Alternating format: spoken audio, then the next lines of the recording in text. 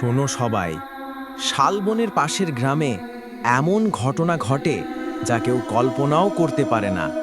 রাত নামলেই শোনা যায় মেয়েদের কান্নার শব্দ।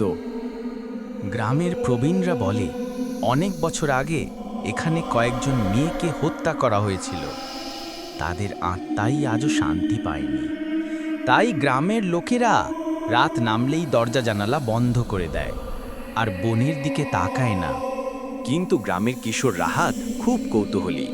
সে বিশ্বাস করে না এসব কাহিনী। তার মনে প্রশ্ন, সত্যিই কি ভূত আছে নাকি সবই মানুষের বানানো গল্প?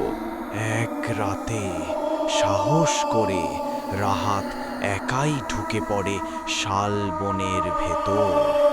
হঠাৎ কে যেন খুব কাছে থেকে ফিসফিস করে বলে, ফিরে যা, ফিরে যা। রাহাত ঘুরে তাকালো, কিন্তু কাউকে দেখতে পেল না। ঠিক তখনই দূরে দেখা গেল এক লম্বা কালো ছায়া ধীরে ধীরে নড়ে উঠছে। তোমরা কি জানতে চাও সেই কালো ছায়ার পেছনে আসলে কি আছে? এটা কি সত্যিই ভূত নাকি কারো লুকানো রহস্য? জানতে চাইলে অবশ্যই পরের পর্ব দেখো, আর মিস না করতে চাইলে সাবস্ক্রাইব করতে ভুলো না।